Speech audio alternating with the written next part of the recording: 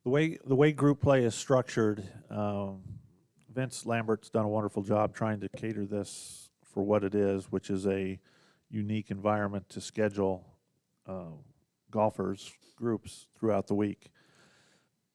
I appreciate you saying that, Tim, but I'm getting a little bit of comments about the groups that are playing multiple times a week. So if I walk through this real quick, I think there's a misunderstanding or not an issue, but just we need to explain. Group play is not usually the first item that's put on a tee sheet. We've got other things that go ahead of group play. So I don't have 7 blank canvases to put group play on. I've got anywhere from the one that drives it all is Todd's maintenance schedule. But during peak season, those are few and far between. Things that I do have on there could be anything from a Choya ladies event, team play, special event that we host, but typically we're running those on weekends. So you'll see some Saturday and Sunday adjustments to the schedule. But anything that's on the schedule impacts group play. So there is a rotation. Vince has tried to take note of those groups that are playing multiple days and try and stagger it, but sometimes what happens is the group is scheduled to play Trail Ridge, and there's something going on at Trail Ridge, so it goes to the next course. And this last 9-week schedule, I was happy to see that for every bump that a group had, it got bumped to the course type they didn't play. So for example, if Trail Ridge was the course that they were supposed to play, they got bumped to Deer Valley. Or if it was an executive, they got bumped to an executive. So that's what causes the glitches, if you will, in the rotation. And as long as we're giving them like for like, I wasn't overly concerned about it. There might be some times where you might have played a course back-to-back or close to back-to-back. But I also weighed that to, did they get the time that they were looking for? And if they did, 1 out of 2 is not bad type deal. I didn't want to give them a bad time and a bad course. So as we discussed in the group play meetings, we'd touch all 7. And I had a gentleman ask me about it the other day, and the percentages are still good, meaning 58 to 62% are getting the regulations, and then they're getting the smaller percentage to the executives. So I'm happy to see how it's going. I think it's spreading out the groups so that some of the residents can fill in. I think that's one of the reasons why we're seeing increases in revenue. But yeah, I'd like to hear more of what you think on that. Does that answer it? Well, I mean, I understand about things that show up on sheets before group play. I mean, if members want to bring in guests and they prepay, that's going to be there. It could be right in the middle of a block somebody would want. Yeah. I get all that. But it would seem like if you make one rotation, one layout of all the group plays, Right. and then just change the course each week, that you could then, they'd play all 7 courses, right, in the course of the thing. Right. And any conflicts would be minor with people, prearranging golf and things like that. So it just going through it and pulling random courses for each week seems to me an awful lot of trouble when it could be you get one layout set, 1 week set, and then you just rotate the courses through there. Right, and I think that shows you the compaction of certain time periods, meaning there's more people, more groups that are wanting to play at a certain time than there are availability. So one of the options is if we could spread those times apart. I think what you're saying is exactly right, when we can dilute that time. But when you've got, let's just say you got 10 groups want to play between 8 and 9 or 8 and 9:30, and you've only got 4 on regulations that can do that, right? Something's got to give.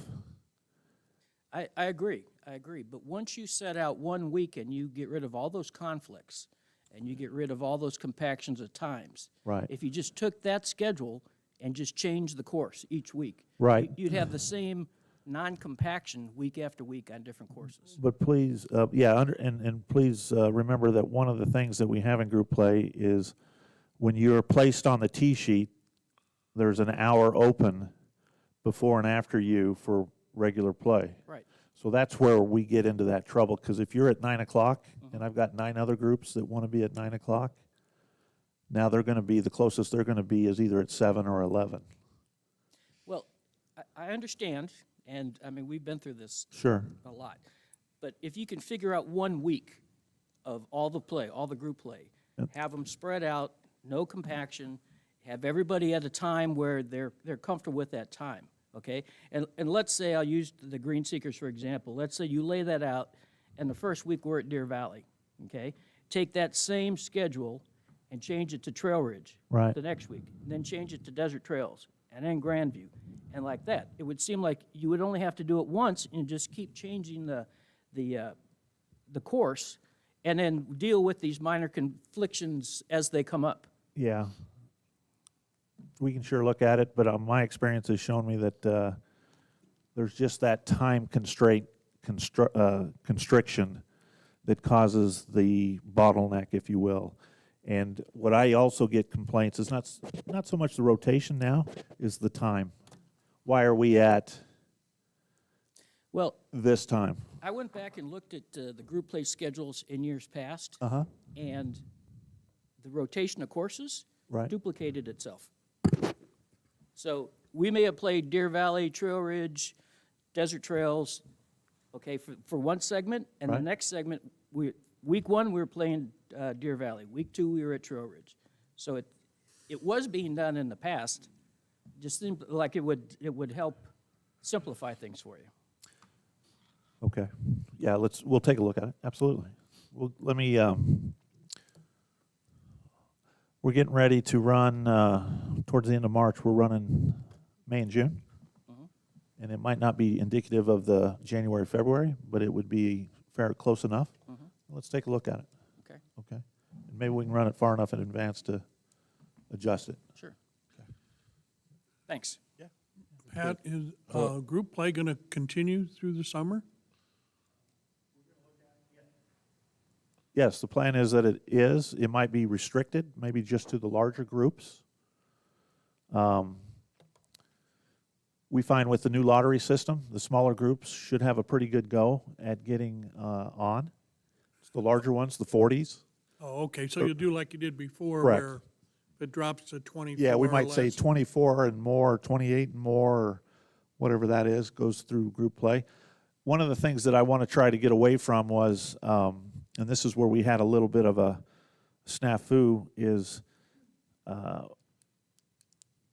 whoever goes through lottery, I would really like for them to respect the schedule, meaning here's the schedule, you know it's 7 to 9 weeks in advance. I understand that you got an executive, but we don't want you switching to a regulation because it ties up those tee times for the lottery.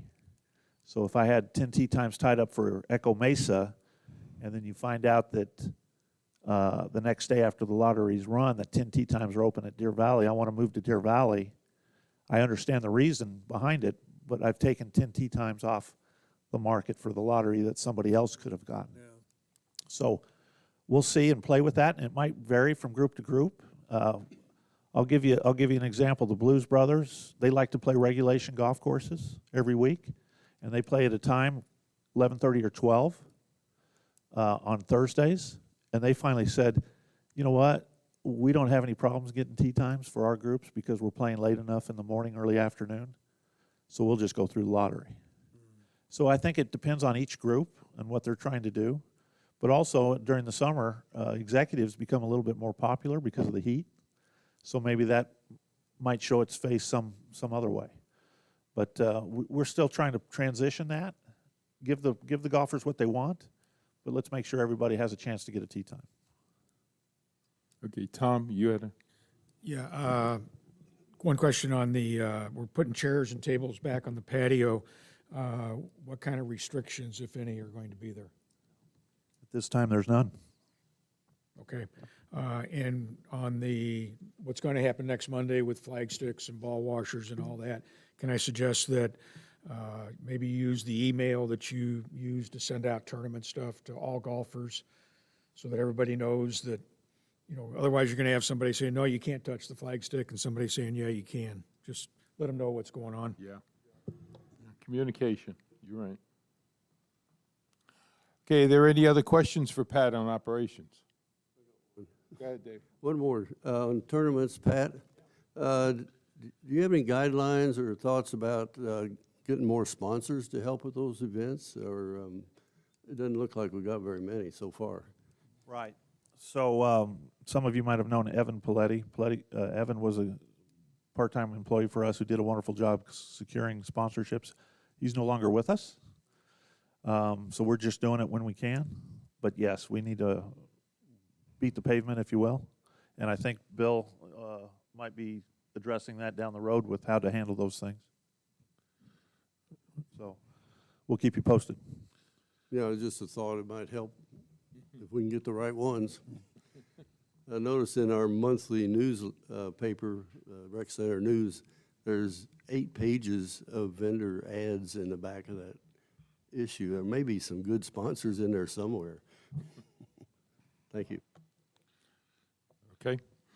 Okay, if we're finished with operations, George? Brother Bob, just one of the things that was mentioned in your group there about tournaments and special events, your policy G12, okay? The purpose of this policy is to establish a framework for golf tournaments or special events on association golf courses. Authority, okay? The golf operations manager, with the approval of the general manager, shall have the authority to grant or deny requests and set all fees. So that's where it sits. I know there was some discussion on that, but that's what your policy is, so you guys know. Thank you. Thank you, George. Okay, if we're finished, then we'll go on to the next person, Mr. Finelli. Thank you, Bob. Good afternoon, everybody. You're seeing, can you hear me? Oh, good, thanks. December's financials are in front of you. Just FYI, the January's are not presented yet, even though it's out because it hasn't been presented to BNF or the governing board yet. So until they've had a chance to approve it. So I'll do next month with both those included. December was a solid month. Some of the things you'd expect. I do apologize. I don't know why it got cut off on the actual revenue minus operating expenses, but the 993,000 of revenues minus the expenses of 716 had a 277 favorable contribution. That compares to 132 of the budget, so that's 145,000 favorable. And against prior year, there was a $65,000 contribution, so we're 212,000 ahead. The golf rounds was the majority of that, which resulted in the golf fees. If you see at the bottom, almost 6,000 more rounds. That's almost 25%. And the associated ancillary revenues, such as range balls and cart rentals, continue to have favorable variances. Similar explanations that we've had in previous golf committees meetings has been that, you know, the merchandise and food, for obvious reasons, are showing the shortfalls. No surprise there. On the expense side, similar comments that we've made in the past. We're down in some of our golf maintenance FTEs against budget expectations, and most all of our operating expenses are functioning below the budget, which I'm very pleased with. The landscape maintenance continues to be our one difficult item, and I think we've documented that it was the lack of rain really contributed to a difficult transition this last year. So in terms of the current month, if you go over to the right into the year-to-date, again, almost the same explanations. 19% up on golf rounds, translating to more golf fees and the same ancillary revenue increases, the same merchandise, food and beverage shortfalls. So a $203,000 favorable variance to budget on the revenue side. Similarly, the expense components almost identical to what we've referred to in the monthly ones. 222,000 of favorable variance. So aggregate those together. The current deficit through December is $1,923,000. We of course know that the overall budget calls for a deficit at the end of the year, but also our peak season months are January to April, and we make inroads into that deficit. The one question that came up in previous sessions, which is a valid one, is if you go to the bottom on the golf rounds, all golf fees per round. I see this as a good and bad thing, depending on your vantage point, but this, of course, reflects that when we reviewed the details of the golf fees, you're going to see outside play percentages are definitely down. Resident guest fees are the Coyote, Kachina, and annual card members, our usage is significantly higher. So it's not that those aren't contributing, but they contribute at a much lower rate than the other two I mentioned.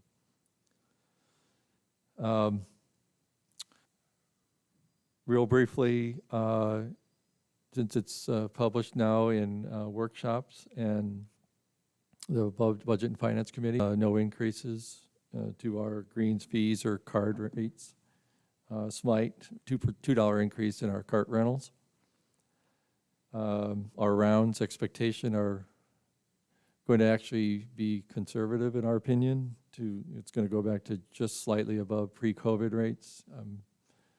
I think it's prudent to do that. We don't know if the surge will sustain itself, but if it does, then everybody will win in that environment. You've all possibly seen at various committees, we've defined our capital spend, and the Todd can certainly amplify on this, but the standard golf maintenance infusion for equipment and vehicles, but also the beginning of the Grandview irrigation system conversion. I think this is documented, but we are splitting it up into the design fees and the main lines being part of the FY21-22 budget. And then the laterals/irrigation will be in the following year. There will be one lakeshore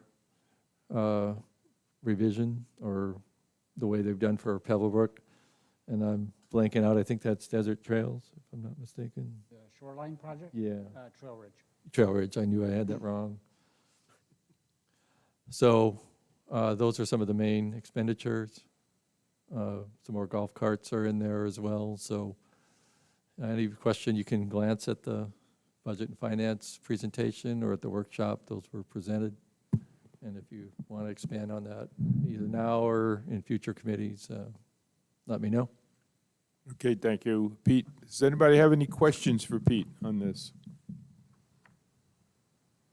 No? Okay. Thank you, Pete. Yeah. Okay, let's get on to the big one. Mr. Patty. All right, thank you. All right, today I'm just going to go through through our capital budget for golf course maintenance. And that includes that involves our projects and also the equipment replacement program that we have for golf maintenance. So this year, our capital improvement projects, we have the shoreline project that Pete was just talking about, our hardscape at Trail Ridge on hole number 14. And I'll go into more detail here in just a minute on some of these. The Grandview irrigation and turf reduction project, first phase, and that's to install the road crossing main lines and a new pump station. And we don't need to close the golf course for this project. Just no disruption at all. We may have to shut the pump station off for about 2 or 3 days, but that's not a big deal. And then the main project is scheduled to start in spring of 2023, and I have a timeline that we'll go over here in just a minute. Cart path repair and slurry seal at Trail Ridge and Stardust during our summer closures. New central irrigation control system, that's a computer and software program for Stardust. And then replace the lake fountain on number 4 at Echo Mesa. Is that sawgrass? What, the golf course? Yes, it is, yeah. Good catch there, Bill. Yeah, good. All right, our shoreline project over at Trail Ridge, this is similar to the other projects that we've done on the shorelines. We'll regrade the shoreline on both lakes. Purposes of this is to reclaim the original shoreline, install 400 linear feet of split-face block wall, and also we're going to use riprap, and I'll get into that in just a minute. Backfill and regrass or sod, and the golf course is scheduled to close Monday, July 5th, and reopen after the overseeding on October 19th.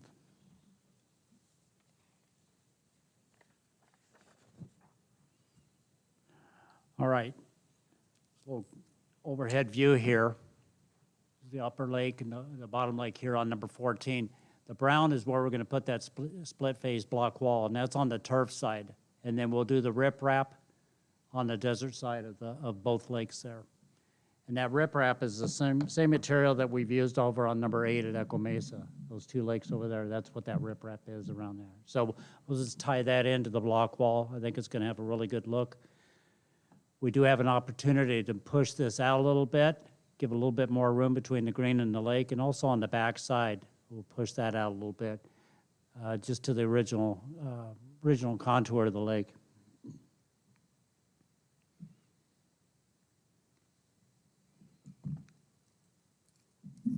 All right, our big one, the Grandview Irrigation and Turf Reduction Project, Phase 1, we put in $865,000. That's the irrigation design, turf conversion design, irrigation mainline road crossings. We have 9 of those. And when we put that in, they're just going to run the main lines right next to the old ones. So that's why we don't have to shut down the system.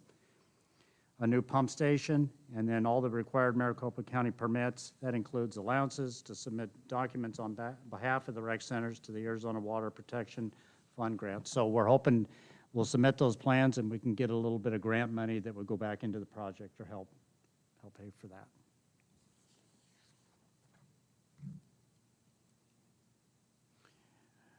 All right, here's our timeline for the project. Of course, this year, July, with this new budget, we'll budget for design, installation of road crossings, main lines, and the pump station. In August, we'll select an architect and complete the property survey. In November, we'll we'll go through the bidding process.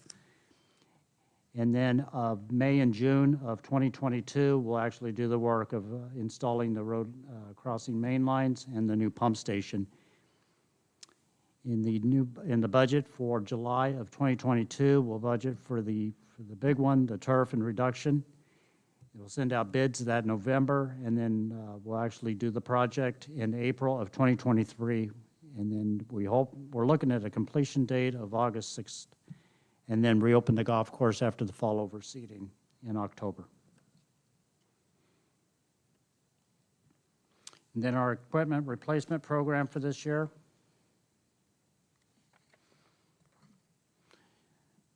We're not going to go through all those, but you can see our total replacement cost is $1.6 million, which is an average of about $233,000 per golf course.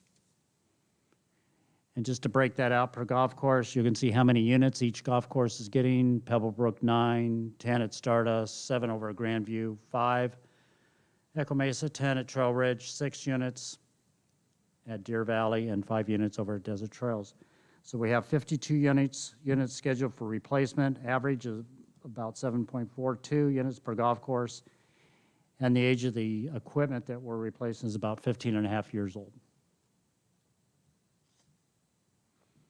All right, just a summary of the capital projects, 1.3 million, equipment replacement, 1.6 million, for a total of $2.9 million that we're requesting this year for our capital budget. And then for our next golf committee meeting, I have the wrong date up there. That's April 8th. It should be the 15th.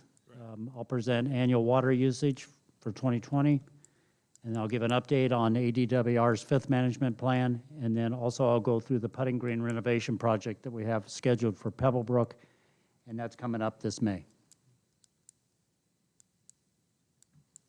And that's all I have. Okay, thank you, Todd. All right, do we have any questions for Todd on any of his presentation? Go ahead, Tim. Todd, on 14 at Trail Ridge, how much land can you claim from where the show you roided up towards the green, in front and in back?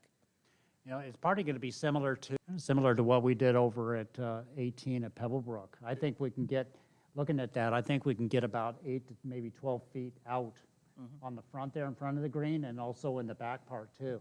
And then we're going to level, just like what we did over at Pebblebrook, we can bring in some fill material, build that wall up a little bit, and flatten that out a little bit, that slope. So I think playability-wise, that's going to be a big one over there. Yeah. It'll be good. That should really help speed of play. Yep. Go ahead, Dave. Todd, on that same hole there, that green is so hard for a golf ball to stop on, and even good shots will roll, clear off the back and down in the water. Would that project have a little extra fill there in the back? Back of the green? In the back of the Yeah. green? Yeah, absolutely. We'll build that up on the backside, just like what we did over at 18 at Pebblebrook. Yep, right back in here. We're going to push that out a little bit, so we're going to have to, when we put that wall back there, we're going to have to bring in some fill material. I don't exactly know right now how much that's going to come up, but that's definitely going to be flattened out a little bit too, to help prevent balls from going in the back of the water. Yeah, it's just, for me, obviously, I hardly ever hit the green anyway, but there are people I've observed that hit the green with what look like good shots, and they roll, the green is pretty hard, or it's sloped so that balls roll off the back pretty easily, and there's nothing to stop them except the water. Yeah. So that'd be good. I think there's That's, a little help. that's what we have out here in Sun City West, with all the courses. That's Doesn't great. look like it. The drawing looks awful small. Okay, thank you. Anybody else have any questions for Todd? A quick question, Todd, Hi, on your Tom. timeline, on May and June of 2022 for the main line crossings and that, will the course be closed at that time or still open? No, it's going to remain open. There's not going to be any downtime at all. Okay, so the course closure will just, the installation of everything else during the course closure of 2023? Yes, that's right. Okay. Okay, good. Any other questions? I got one more. Has anybody, maybe this committee, people have been on this committee for a while, have talked about the Grandview hole 17, the green complex, which is another one that bothers me a lot when I'm playing. That green is so hard to hold on to, and there's slopes off into these swales and holes on the sides. Not sand, but all grass, and it's just a really difficult approach shot to figure out what to do. And I wonder if anybody's ever discussed a little redesign there. Yeah, over the years, we have, I don't know if you remember what that was like probably 15 years ago, but those grass bunkers, the ones in the back and the one on the left-hand side of that green, they were quite a bit deeper. Especially the one in the back, where if you were back there, you couldn't see anything. You couldn't see the pin or anything at that time. So we've backfilled those, or we've raised those up. So we've made a lot of improvements on those grass bunkers around that green complex, but it's still difficult. It's tough for most golfers, I'll tell you. Dave? Okay. Dave, I'm not a good golfer, and I'm not a long ball hitter at all.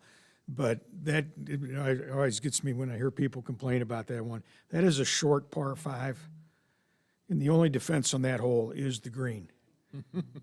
It is not a long par 5. You want to complain about a green, complain about 13s. That's a long, hard par 5 with a ridiculous green, but that's just my opinion. Yeah, more projects. Okay, anything else for Todd? No? Bill, I know you're not on it. Do you have anything else you have to add? Yeah, I know you're not on the agenda. Why Karen didn't put you there? I missed you when I didn't see you on there, you know that. All good. I just want to tell Todd that the entire trail ridge course is ridiculous. Okay. Okay, with that, is there any other comments any member of the committee like to make at this time? No? Okay, as Todd had said, on the agenda, if you look at it, our next meeting is on April 15th, not April 8th. And Karen did originally, I know she posted these committees and all, we're going to the left. Please let them enforce that 90-degree rule. It is for the best interest of the golf courses. I know it's inconvenient for them, but that would be something that a message that would come from you. If they hear it from us, it come from you, may help them out. Thank you. Go ahead, Tim. Yeah, I do have another comment, and this goes to the people on the committee here, is that when you're out playing golf with your friends and your groups and your men's clubs and things like that, really try to talk up somebody, a golfer running for the board, because like right now, we've got Bob, who's trying to become a golfer again, on the board, but we really need better representation from golfers on the board. I think Harry coming on is a golfer. Good, Yeah. good. I talked to him this morning. Go ahead, Patty. One question, are we restricted with groups of 10 or less? Thank you. Oh, glad to see Patty smile. I'm glad. Good. Okay, if there's nothing else, and with that, I'll adjourn the meeting, and thank you all. Good to see the whole committee here at one time. And thank you, staff.